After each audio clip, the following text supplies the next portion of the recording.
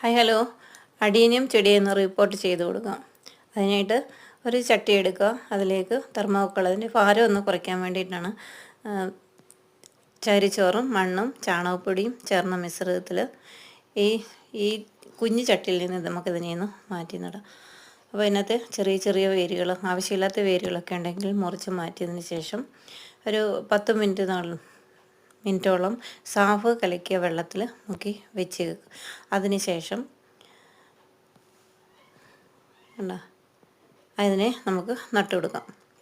ഇതേപോലെ നട്ട് കൊടുത്തതിന് ശേഷം സാഫിൻ്റെ പൊടി കുറച്ചും കൂടെ ഇതിൻ്റെ മുകളിലേക്ക് ഇട്ട് കൊടുക്കാം.